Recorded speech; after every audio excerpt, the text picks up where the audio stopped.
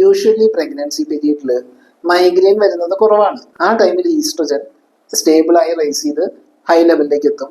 Endorphins natural pain killer ആണ്, ഇതും കൂടുതലായി റിലീസ് ചെയ്യും. ഇതിന്റെയൊക്കെ എഫക്റ്റ് ആയി മൈഗ്രെയിനിന്റെ ഫ്രീക്വൻസി കുറയും. പക്ഷെ കുറച്ചു പേരിൽ ഫ്രീക്വന്റ് ആയ തലവേദന റിപ്പോർട്ട് ചെയ്ത് കാണാം. ഫസ്റ്റ് ട്രൈമസ്റ്ററിൽ പെട്ടെന്നുണ്ടാകുന്ന ഹോർമോണൽ വേരിയേഷൻസ് കാരണം തലവേദന വരാം. ആ സമയത്ത് കൂടുതൽ വൊമിറ്റ് ചെയ്യുന്നത് കൊണ്ട് ഡീഹൈഡ്രേഷൻ വരാം, ബ്ലഡ് ഷുഗർ ലെവലിൽ വേരിയേഷൻസ് വരാം, ഉറക്കം ശരിയാവില്ല, ക്ഷീണം തോന്നാം, കൂടുതൽ എഫേർട്ട് എടുത്ത് കാര്യങ്ങൾ ചെയ്യേണ്ടി വരും, ഫിസിക്കൽ ആൻഡ് മെന്റൽ സ്ട്രെസ് ഉണ്ടാവും. ഇതുകൊണ്ടൊക്കെ മൈഗ്രെയിൻ ട്രിഗർ ചെയ്യാം. മാത്രമല്ല ഗർഭകാലത്ത് റിപ്പീറ്റഡ് ആയി തലവേദന പറയുമ്പോൾ പ്രീഎക്ലാംസിയ, ഹൈപ്പർ ടെൻഷൻ ഡെവലപ്പ് ചെയ്യുന്നുണ്ടോ, സൈനസൈറ്റിസ് പോലെ മറ്റെന്തെങ്കിലും കണ്ടീഷൻസ് ഉണ്ടോ എന്നൊക്കെ ചെക്ക് ചെയ്യാറുണ്ട്. പ്രഗ്നൻസി ടൈം ആയതുകൊണ്ട് പെയിൻ കില്ലറും യൂഷ്വലി മൈഗ്രെയിനിന് അവർ കഴിക്കുന്ന ചില മെഡിസിൻസും റെസ്ട്രിക്ട് ചെയ്യേണ്ടി വരാം. റിക്കറന്റ് ആയി വരുന്ന തലവേദന കൺട്രോൾ ചെയ്യാതെ വന്നാൽ അവരുടെ സ്ട്രെസ് ലെവൽ വർദ്ധിച്ച് കൂടുതൽ സ്ട്രെസ് ഹോർമോൺസ് റിലീസ് ചെയ്യും. റിപ്പീറ്റഡ് ആയി ഇങ്ങനെ വരുമ്പോൾ അതിന്റെ ആഫ്റ്റർ എഫക്റ്റ് ആയി ചിലപ്പോൾ ഹൈപ്പർ ടെൻഷൻ,